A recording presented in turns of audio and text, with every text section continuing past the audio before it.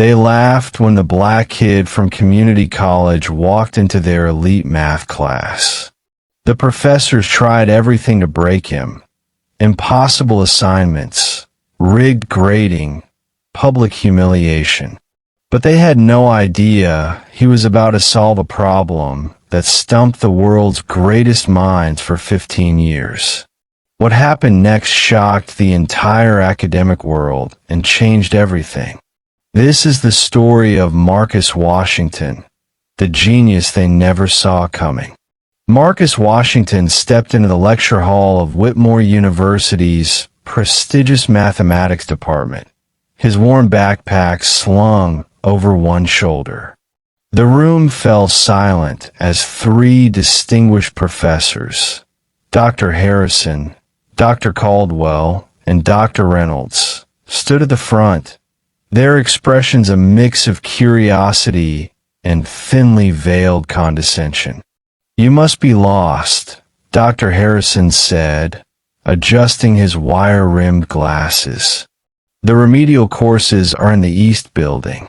Marcus straightened his shoulders. "I'm here for the advanced topology seminar. I enrolled last week."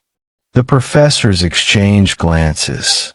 Dr. Caldwell, a silver-haired woman with sharp features, leafed through her roster. "Marcus Washington? Yes, I see your name. But you should know this is a doctoral-level course. We don't usually accept walk-ins." "I'm aware," Marcus replied calmly, taking a seat in the front row. Dr. Reynolds leaned against the desk, arms crossed. "Perhaps you'd be more comfortable starting with something foundational. Calculus 2, maybe." The handful of other students, all noticeably older, all white, watched the exchange with uncomfortable fascination. Marcus simply opened his notebook and met the professor's gaze steadily. "I'll be fine here. Thank you." Dr. Harrison turned to the blackboard, but not before shooting a meaningful look at his colleagues. "Very well. But I should warn you, Mr. Washington, this isn't high school mathematics. We move quickly here, and we don't slow down for anyone. Students who can't keep pace typically realize within the first week that they've made a mistake." Marcus said nothing, simply clicking his pen and waiting. The sound echoed in the tense silence. Dr. Caldwell walked to her desk and picked up a thick textbook, holding it up for the class to see. "This is our primary text, Hoffman's Advanced Topological Spaces. I assume you've already purchased it." Her eyes fixed on Marcus with an intensity that suggested she already knew the answer. "I have the digital version," Marcus replied evenly. "I've read through the first 8 chapters." A student in the back row snickered quietly. Dr. Reynolds raised an eyebrow. "The first 8 chapters? That's ambitious. Tell me, what did you make of Hoffman's treatment of homeomorphic equivalence in Chapter 5? Marcus paused, considering his words carefully. "I thought his approach was thorough, though I found Professor Chen's alternative framework in the Journal of Topology more intuitive for visualizing the transformations." The room went quiet again, but this time the quality of the silence had changed. Dr. Reynolds' eyebrow remained raised, but now there was a flicker of something else in his expression. Surprise, perhaps, or reassessment. Dr. Harrison cleared his throat loudly. "Reading is one thing. Application is quite another. This course requires not just memorization, but deep analytical thinking. We'll be constructing original proofs, not regurgitating textbook examples." "I understand," Marcus said simply. "Do you?" Dr. Caldwell interjected, her voice sharp. "Because I've seen many students with impressive transcripts who completely crumble when faced with real mathematical rigor. This isn't about being smart, Mr. Washington. It's about having the proper training and foundation.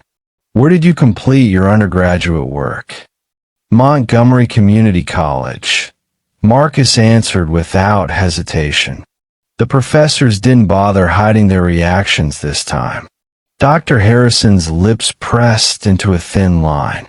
Dr. Reynolds actually laughed, though he tried to disguise it as a cough. Dr. Caldwell's expression shifted to something that looked almost like pity. "I see," she said slowly. "Well, that certainly explains your confidence. Community college programs can give students a false sense of preparedness. The gap between that level and what we do here at Whitmore is substantial." Another student, a young woman with blonde hair pulled back in a tight bun, leaned toward her neighbor and whispered something. They both glanced at Marcus before quickly looking away. Dr. Harrison began distributing the syllabus, placing each copy on the desk with deliberate precision. When he reached Marcus, he paused. "I'm going to be frank with you, Mr. Washington. In 20 years of teaching, I've never seen someone with your background succeed in this program. Not once. I'm not saying this to be cruel. I'm saying it to save you time and money. There's no shame in recognizing when something is beyond your current level." Marcus took the syllabus and met the professor's eyes. "I appreciate your concern, Dr. Harrison, but I'm staying." The professor shrugged, as if washing his hands of the matter. "Your tuition, your time. Just remember this conversation when you're struggling in a few weeks." As Dr. Harrison returned to the front of the room, Marcus glanced down at the syllabus. His jaw tightened slightly as he read through the expectations, the required texts, the grading criteria that seemed designed to weed out anyone not deemed worthy. But when he looked up again, his expression was calm, almost serene. He'd faced doubt before. He'd face it again now. Dr. Harrison cleared his throat and began the lecture, deliberately using complex terminology without explanation. He scrawled equations across the blackboard at lightning speed, occasionally glancing back at Marcus with a knowing smirk. "Now then," Harrison announced after 40 minutes, "let's see who's been paying attention. This problem has stumped some of our best doctoral candidates." He wrote a dense topological proof on the board. "Who can identify the flaw in this reasoning?" Silence filled the room. The other students stared at their notes, avoiding eye contact. No one. Harrison's eyes locked onto Marcus. "Mr. Washington, since you're so confident about being here, why don't you enlighten us?" Marcus studied the board for 30 seconds. The professors exchanged satisfied looks. They'd finally exposed this overconfident young man. But then Marcus stood and walked to the board. "The flaw is in the third line," he said quietly. "You've assumed the manifold is orientable, but that hasn't been established. Without that proof, the entire conclusion collapses." Dr. Caldwell's pen stopped mid-note. Dr. Reynolds sat up straight. "Furthermore," Marcus continued, picking up the chalk, "if we approach it using differential geometry instead." His hand moved across the board with fluid precision, constructing an alternative proof that was not only correct but elegant. The chalk tapped rhythmically as Marcus worked through each step, his handwriting neat and methodical. He drew a diagram showing the manifold structure, then another illustrating the transformation. "If we apply the tangent bundle here," he explained, circling a section of his work, we can bypass the orientability assumption entirely. The key is recognizing that we're actually dealing with a fiber bundle, not a simple topological space. Dr. Harrison's smirk had vanished. He stepped closer to the board, squinting at Marcus's work as if searching desperately for an error. His finger traced the equations, his lips moving silently as he verified each calculation. Marcus continued, undeterred by the scrutiny. Using the Gauss-Bonnet theorem, we can demonstrate that the Euler characteristic satisfies the necessary conditions regardless of orientation. Here, he wrote out another series of equations. You can see the integral reduces to a form that's independent of our initial assumption. The blonde student from earlier had stopped whispering. She was now leaning forward, her eyes wide as she followed Marcus's reasoning. Another student had pulled out his phone and was frantically photographing the board.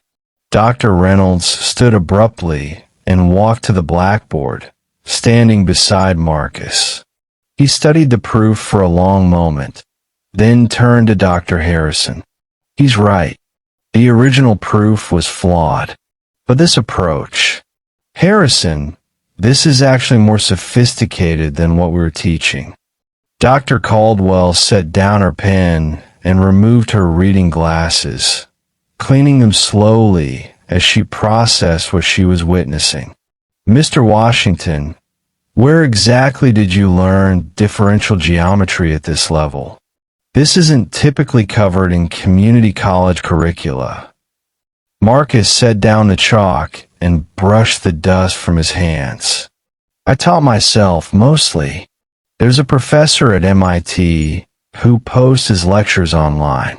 I watch those while working the night shift at the warehouse. During my breaks, I work through the problem sets in my car.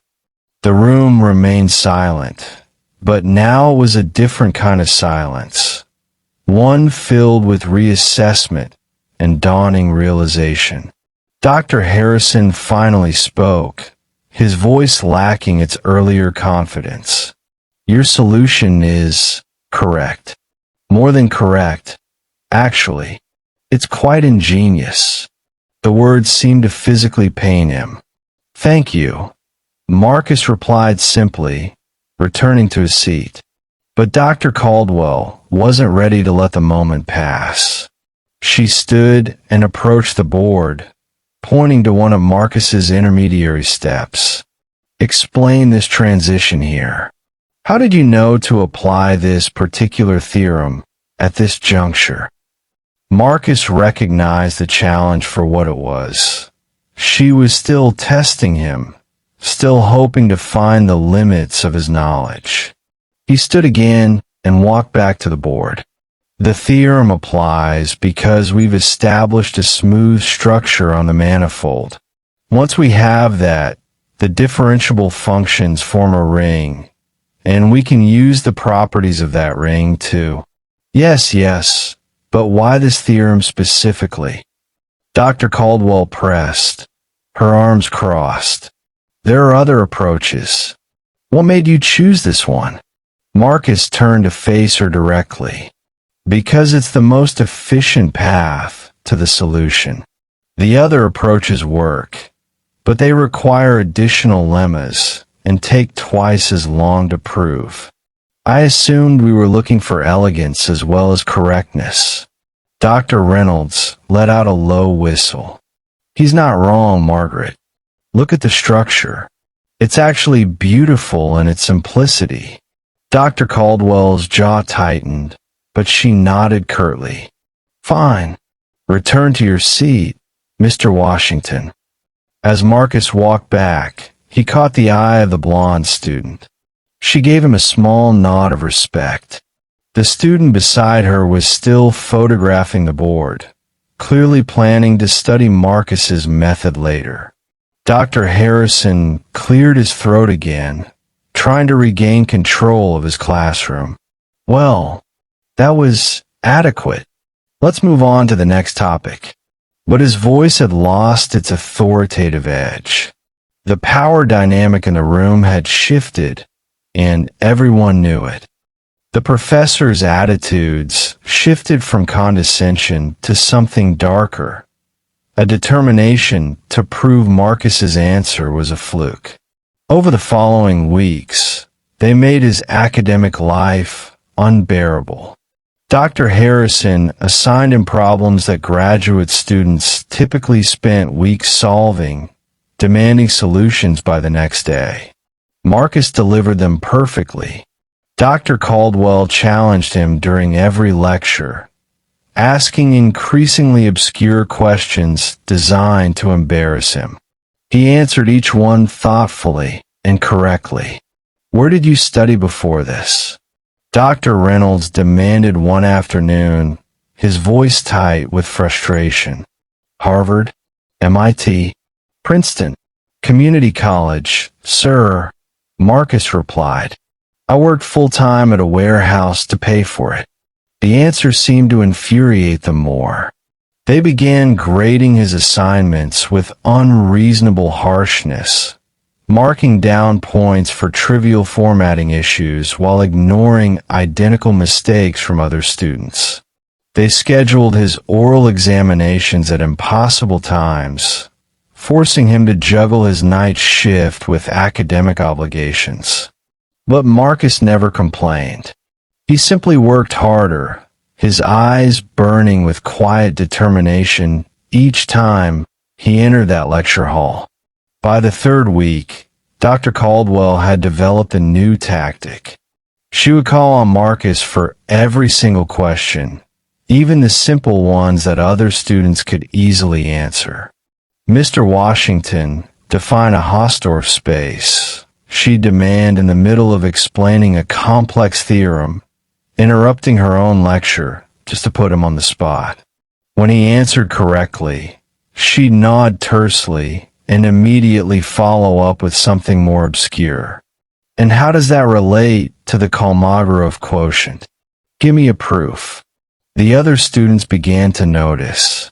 During a break, a doctoral candidate named James approached Marcus in the hallway. "Hey man, I just want you to know, what they're doing to you isn't normal. I've been here 3 years, and I've never seen them push anyone this hard." Marcus managed a tired smile. "I can handle it. Can you though?" James lowered his voice. "They scheduled your midterm presentation for 6 a.m. on a Saturday. That's insane. The department chair doesn't even wake up that early." What James didn't know was that Marcus's warehouse shift ended at 5 a.m. on Saturdays. He'd have exactly 30 minutes to drive across town, change clothes in his car, and prepare to defend his research in front of 3 professors who seemed determined to destroy him. Dr. Reynolds had taken to, accidentally, losing Marcus's homework submissions. "I don't have any record of receiving this," he'd say, holding up the assignment Marcus had personally placed in his mailbox. "I'm afraid that's a 0 unless you can prove you submitted it." Marcus started taking time-stamped photos of every submission, which only seemed to annoy Reynolds further. The written feedback on Marcus's papers became increasingly petty. Dr. Harrison circled a margin that was 0.9 inches instead of 1 inch and deducted 5 points. He marked down Marcus's notation style as unconventional, even though it was the same notation used in the assigned textbook. On one assignment, Harrison wrote in red ink, "Your reasoning, while technically correct, lacks the sophistication expected at this level. C-." Marcus stayed up until 3 a.m. revising that paper using more sophisticated language, turned it in again, and received the same grade with a note. Overcomplicated. Mathematics should be clear and direct. The psychological warfare extended beyond academics. Dr. Caldwell began making pointed comments about affirmative action and diversity admissions within Marcus's earshot, never directly to him, but loud enough that he couldn't miss them. "Standards are slipping everywhere," she remarked to Dr. Reynolds one day as Marcus entered the classroom. "Universities care more about optics than excellence now." During office hours, when Marcus came to ask about a research direction he was exploring, Dr. Harrison barely looked up from his computer. "I have limited time, Mr. Washington. Perhaps you should consult with the tutoring center if you're struggling." When Marcus explained he wasn't struggling but wanted guidance on an advanced topic, Harrison sighed heavily. "The fact that you can't figure this out independently suggests you're not ready for doctoral level work." Yet Marcus showed up to every class early, sat in the same front row seat, and took meticulous notes. His hand would cramp from writing, his eyes would burn from lack of sleep, but his expression never wavered. When Dr. Caldwell called on him, he stood and answered. When Dr. Harrison assigned impossible problem sets, Marcus solved them.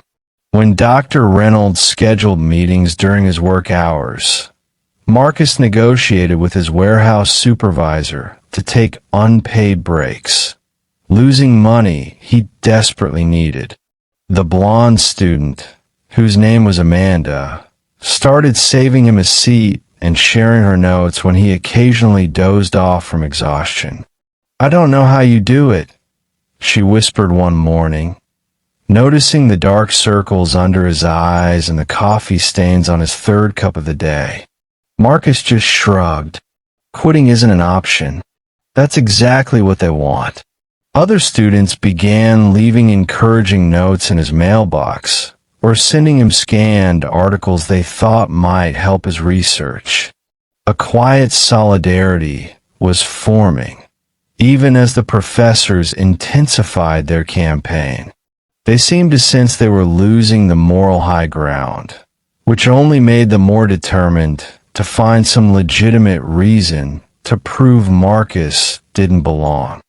Late one November evening, Marcus was studying in an empty library when he noticed something peculiar in a problem Dr. Harrison had mentioned months ago, an unsolved conjecture that had puzzled mathematicians for 15 years. The professor had called it probably impossible for our generation to solve. Marcus's mind raced, connecting patterns others had missed. He spent 3 sleepless nights working through calculations, checking and rechecking his reasoning. When he was certain, he wrote up his findings and slipped them under Dr. Harrison's office door with a simple note. Possible solution to the Whitmore conjecture. Please review. M.W. The next morning, Marcus arrived at class to find all 3 professors waiting with serious expressions. His heart sank. Had they found another way to tear down his work? Dr. Harrison spoke first, his voice strangely subdued. "Mr. Washington, could you please explain your methodology for solving the Whitmore conjecture?" Marcus walked them through his proof step by step. The room was utterly silent except for his voice and the scratch of chalk on board. He began by drawing a complex diagram that illustrated the fundamental structure of the problem. The Whitmore conjecture essentially asks whether certain topological invariants remain stable under specific continuous transformations. Marcus explained, his voice steady despite his racing heart. Every attempt to solve it has approached the problem through algebraic topology, trying to find these invariants directly. Dr. Reynolds had his laptop open, frantically typing notes. Dr. Caldwell sat rigidly in her chair, her eyes never leaving the blackboard. Dr. Harrison stood with his arms crossed, his expression unreadable. But I realized the problem wasn't algebraic at all. Marcus continued, filling the board with equations. It's fundamentally geometric. If we visualize the transformations in hyperbolic space rather than Euclidean space, something remarkable happens. He sketched another diagram showing curved space. The invariants that seemed unstable in flat space actually become rigid in negative curvature. Amanda had stopped taking notes entirely. She simply watched, her mouth slightly open. James was recording the lecture on his phone, recognizing he was witnessing something historic. Marcus's chalk flew across the board as he constructed the proof's framework. The key insight came from Gromof's work on hyperbolic groups from the 1980s. Everyone dismissed applying that here because the Whitmore conjecture deals with continuous spaces, not discrete groups. But there's a bridge, he tapped the board emphatically, through the theory of geometric group actions. Dr. Caldwell finally spoke, her voice hoarse. Wait, stop there. You're suggesting that we can model the continuous transformations as group actions on a hyperbolic manifold. Exactly, Marcus replied, turning to face her. Once you make that translation, the entire problem transforms. What seemed intractable becomes almost elegant. He returned to the board and began writing out the formal proof. The mathematical notation covered every available inch of space. We start by defining a proper action of the fundamental group on hyperbolic 3 space. Then we construct a quotient space that inherits the negative curvature. The beauty is that in this setting, the Whitmore invariants correspond to geometric quantities, lengths of closed geodesics. Dr. Harrison moved closer to the board, his finger tracing one of Marcus's equations. This step here, he said quietly, where you invoke the Mostow rigidity theorem. That's the crucial move, Marcus confirmed. Mostow rigidity tells us that the geometric structure is completely determined by the topology in dimension 3 and higher. That means the invariants can't change under the transformations we care about. They're locked in place by the geometry itself. Dr. Reynolds looked up from his laptop, his face pale. My God, it actually works. The proof is airtight. Marcus wrote out the final lines of the argument, his hand trembling slightly from exhaustion and adrenaline. Therefore, the Whitmore invariants are preserved under all continuous transformations satisfying the conjecture's conditions. The conjecture is true. He set down the chalk and turned to face the professors. The silence stretched for what felt like an eternity. Then Dr. Caldwell stood, walked to the board, and began examining the proof section by section. She pulled out her phone and started photographing it. I need to verify every step, but Marcus, if this holds up, do you understand what you've done? I think so, Marcus said quietly. Dr. Harrison sank into a chair, looking suddenly much older. 15 years. Some of the brightest minds in topology have tried to crack this. Tenured professors at Cambridge, Stanford, Tokyo. And you, his voice broke slightly. You solved it in 3 days. 3 nights, actually. Marcus corrected. I couldn't sleep. The idea kept evolving. Amanda let out a breathless laugh. The other students had gathered near the board, trying to understand the proof's architecture, even if the details escaped them. Dr. Reynolds was already typing an email. I'm contacting Professor Chen at MIT right now. He's been working on this for a decade. He'll want to see this immediately." He paused and looked at Marcus with something that might have been shame or awe or both. "You need to publish this. Fast. Before someone else stumbles onto the same approach." Marcus felt the weight of the moment settling over him. This wasn't just about solving a problem anymore. This was about changing everything. His future, his credibility, perhaps even the field itself. But more than that, it was about proving something he'd always known. That genius had nothing to do with pedigree, and everything to do with perseverance and vision. When Marcus finished, Dr. Caldwell removed her glasses and rubbed her eyes. "It's correct," she whispered. "My God, it's actually correct." Dr. Reynolds was frantically checking the calculations on his tablet.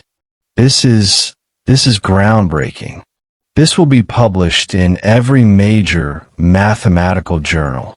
Dr. Harrison stood slowly, his face flushed. "Mr. Washington, I owe you an apology. We all do. We let our biases blind us to your extraordinary talent. That was inexcusable." Marcus set down the chalk and turned to face them. "I don't want apologies," he said quietly. "I want to ensure no other student faces what I faced. Your assumptions about who belongs in mathematics, they're the real problem that needs solving." The professors stood humbled before the young man they tried to break. Within months, Marcus's proof made international headlines. But more importantly, his experience sparked a complete overhaul of the department's culture, opening doors for countless students who'd previously been dismissed or discouraged. The true genius, Marcus proved, wasn't just in solving impossible problems. It was in refusing to accept the limitations others tried to impose. The news spread through the academic world like wildfire. Within 48 hours, Marcus received emails from Princeton, Stanford, Cambridge, and the Max Planck Institute. Professor Chen from MIT called him personally, his voice filled with excitement. "Marcus, I've spent 10 years on this problem. Your approach, using hyperbolic geometry, it never even occurred to me. You've opened an entirely new avenue of research." The university president, Dr. Margaret Thornton, requested an emergency meeting with Marcus and the three professors. She sat behind her mahogany desk, a copy of Marcus's proof in front of her, her expression grave. "Gentlemen, lady," she addressed the professors, "I've received a detailed account of Mr. Washington's treatment in your program. The departmental harassment, the discriminatory grading practices, the deliberate scheduling conflicts, all of it documented by multiple witnesses." Dr. Harrison shifted uncomfortably in his chair. Dr. Caldwell stared at her hands. Dr. Reynolds opened his mouth to speak, but closed it again. Dr. Thornton continued, her voice sharp. "This young man has brought more prestige to this university in 1 week than our entire mathematics department has in the past 5 years, and you try to drive him out.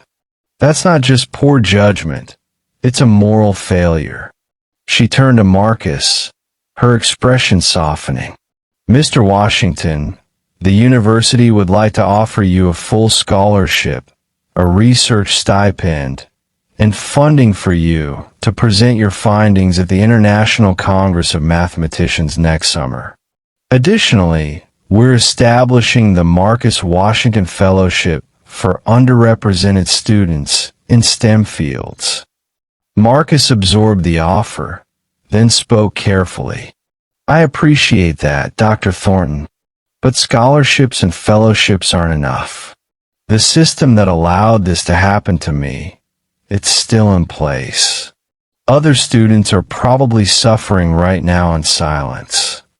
The room fell quiet. Dr. Thornton leaned forward. What do you propose?